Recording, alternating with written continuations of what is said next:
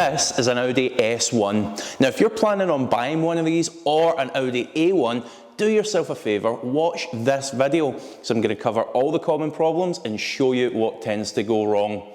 However, before we get into it, I'd be doing this particular car a complete injustice if I didn't tell you a little bit more about it. So hopefully you can hear me here because the car is quite loud. You see, some A1s, depending on the engine that you choose, are quite sprightly. S1s with 230 odd brake horsepower are genuinely quite fast, but this car, thanks to a larger turbo and various other performance mods, is on a whole different level.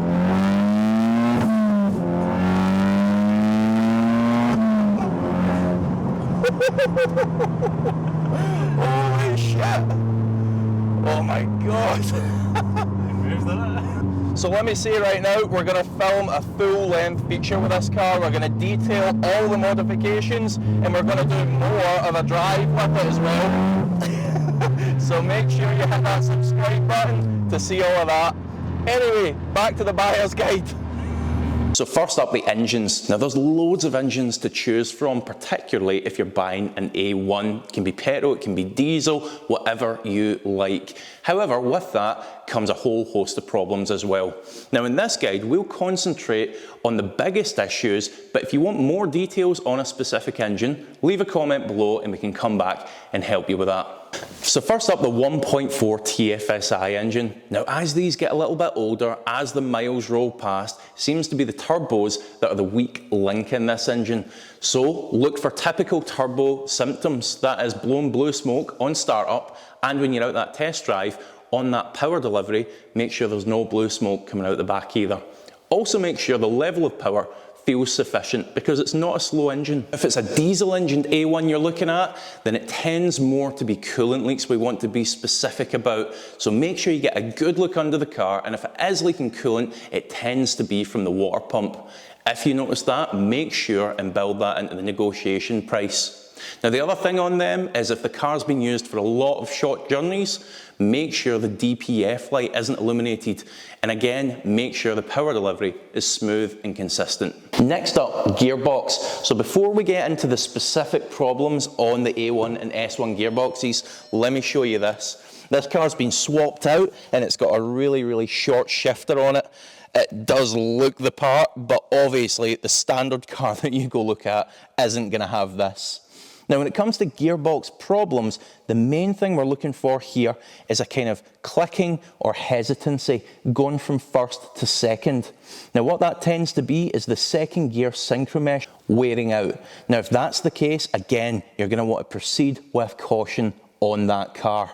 Now a lot of people will misdiagnose that as a faulty clutch, but it's not. It tends more to be the synchromesh, as I say. Now that being said, clutch problems aren't completely unheard of, so you want to be sure to check that as well, particularly if it is a more powerful A1 you're looking at, or again, the S1. Now the last word on the gearbox is, of course, it wasn't just the manual that the A1 was offered with. The S1 only ever came with the manual. However, on the A1, you could also get that 7-speed DSG gearbox.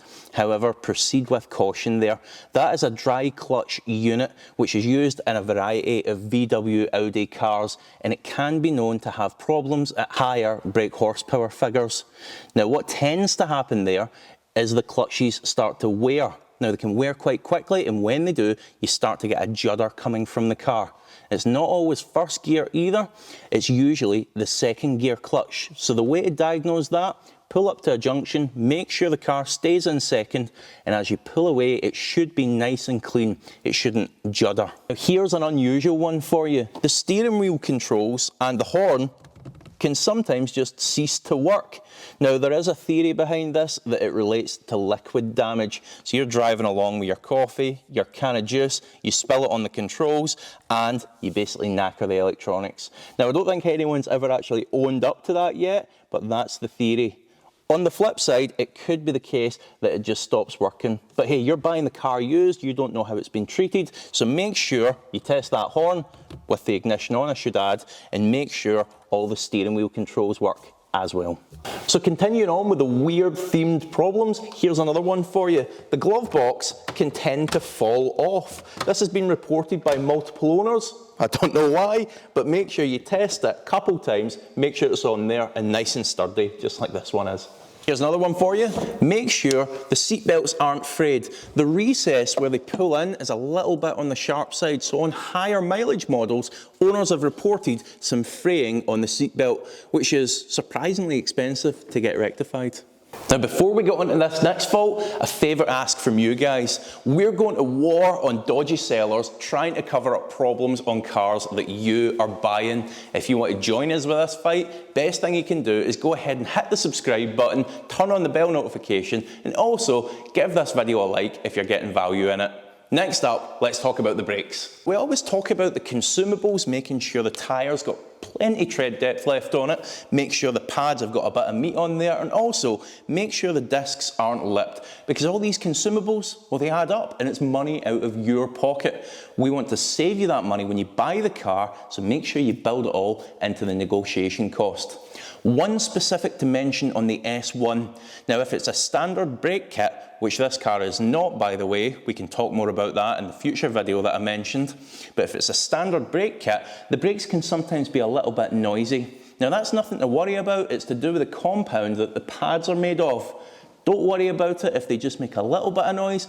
Obviously if they're squealing, then there may be a problem there. Now before we get out on that test drive, which is the bit I know you're waiting for, too, believe me, quick note on the bodywork before we get to it. Now again, if it's an S1 you're looking at, they tend to be driven a little bit more enthusiastically than your average car. So it's important we have a decent check over it, make sure there's no badly matched colour panels, and also make sure all these panel gaps are as you would expect them to be as well.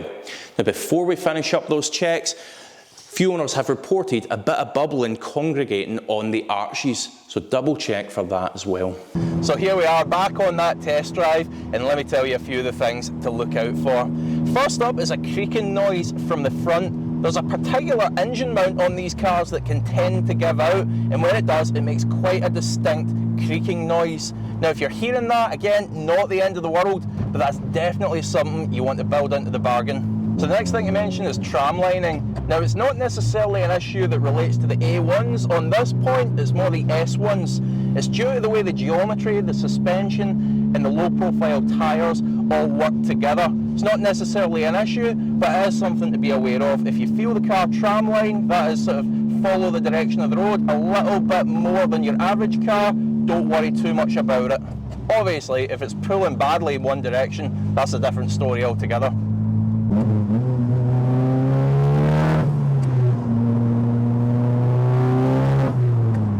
Now as I mentioned at the beginning of this video, it doesn't matter what A1 you're looking at, they're all pretty sprightly. S1s, as I mentioned, are really quick, but again this car is just another level.